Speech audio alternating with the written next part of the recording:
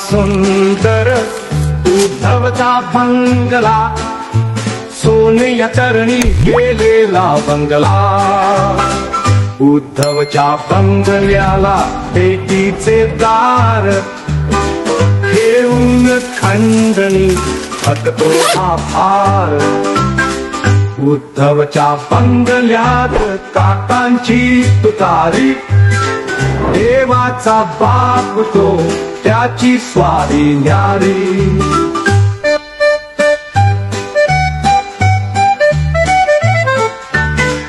उद्धवच्या बंगल्याला wifi छान, फेसबुकी CM सोडवितो भान. उद्धवच्या बंगल्याला चमच्यांचा बेढा, बेडे होऊन सारे खातात पेढा. उद्धवच्या बंगल्याचा रंग तो हिरवा, भगव्याचा सन्मान तुम्हीच ठरवा. किती किती सुंदर उद्धवचा बंगला, पैसे न कमावता छान छान बंगला.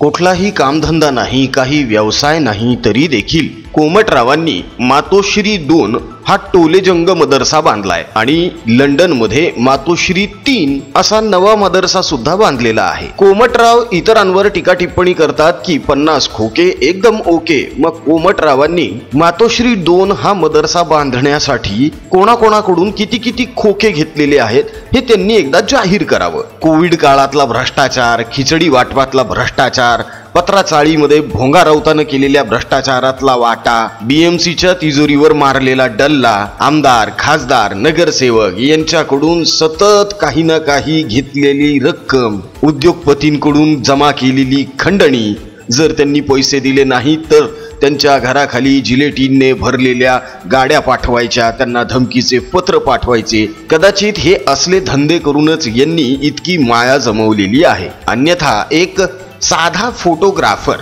इतका पैसा कसा काय जमवू शकतो हो? बरं, अनेक जण असं म्हणतील की अहो सामना हे वर्तमानपत्र आहे त्यांच्याकडे, अहो चणे फुटाणे विकणारे सुद्धा पुडी बांधण्यासाठी त्या पेपरचा वापर करत नाहीत, त्यांच्या चोमना या वृत्तपत्राचा खप देखील अजिबातच नाहीये, कोणीही तो पेपर वाचत नाही. मग त्यातून यांची अशी किती कमाई होत असेल बरं? उद्धटरावांनी आपली पत्नी म्हणजेच रश्मी ठाकरे यांच्या नावावर 11 कंपन्या स्थापन केलेल्या आहेत. यापैकी बहुतांश कंपन्या या बोगस कंपन्या आहेत. या बोगस कंपन्यांच्या नावाखाली काळ्या पैशाचा पांढरा पैसा केला जातो, अशी बातमी मध्यंतरी वाऱ्यासारखी पसरलेली होती. काही निवडक वर्तमानपत्रांमध्ये सुद्धा हे छापून आलं होतं. मध्यंतरी उद्धटरावांचे धाकटे चिरंजीव एका पब मध्ये बसलेले होते आणि तिथे 2-2.5 तासांमध्ये त्यांनी जे मद्यपान केलं त्याचा खर्च जवळपास 2 ते 2.5 लाखांचा होता. आता कोणाला जर असं वाटत असेल की तेजस ठाकरे यांनी ते पैसे भरले असतील तर तुम्ही साफ चुकीचे आहात. तेजस ठाकरेंनी पप्पांना फोन केला असेल आणि पप्पांनी एखाद्या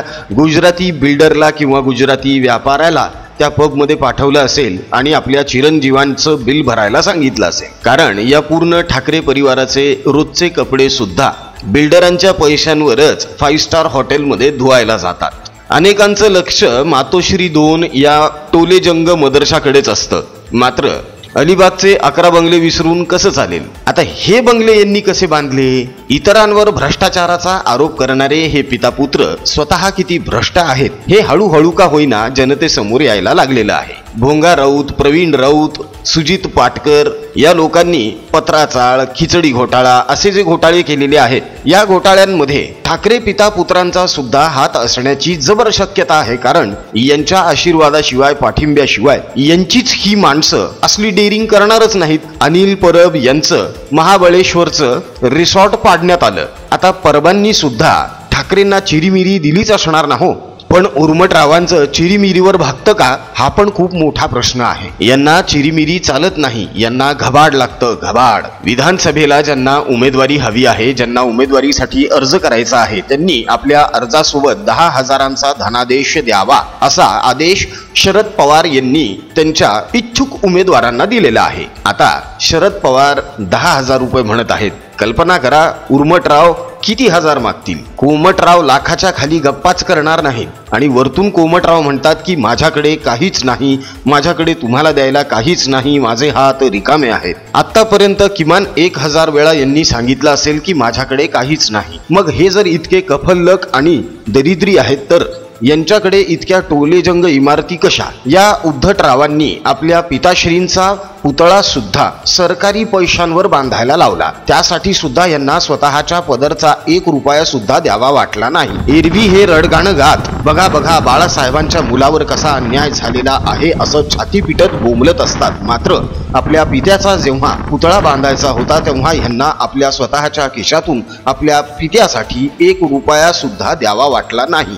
ही यांच्या पित्यावर असलेली श्रद्धा. आपल्या पित्याच्या संपत्तीसाठी यांनी आपल्या सख्ख्या भावाला कोर्टामध्ये खेचलेलं आहे, ज्याची सुनावणी सुरू आहे. यावरूनच लक्षात येतं की पैसा, संपत्ती यांसाठी उर्मटराव आणि त्यांचं कुटुंब कसं हापापलेलं आहे. एकनाथ शिंदे यांनी मध्यंतरी एक खूप मोठा खुलासा केला. वंदनीय आनंद दिघे यांचं जेव्हा निधन झालं त्यानंतर जेव्हा कोमटराव एकनाथ शिंदे यांना भेटले तेव्हा कोमटरावांनी दिघेंच्या परिवाराची चौकशी न करता सरळ सरळ असं विचारलं होतं की आनंद दिघे यांची प्रॉपर्टी किती आहे आणि कुठे कुठे आहे. इतरांच्या प्रॉपर्टीवर डोळा ठेवणारे हे महाराष्ट्राचं काय भलं करणार हो. स्वर्गीय आनंद दिघे यांची प्रॉपर्टी म्हणजे त्यांचं ज्वलंत हिंदुत्व, त्यांचे विचार, ते मात्र यांनी अजिबातच घेतले नाहीत. यांना पाहिजे असतो फक्त पैसा, पैसा आणि पैसा. बदलापूर प्रकरणावरून सध्या रान उठवणारे हे पितापुत्र उरण प्रकरणावर एक शब्दही बोललेले नव्हते. महाराजांचा पुतळा पडला म्हणून छाती पिटणारे हे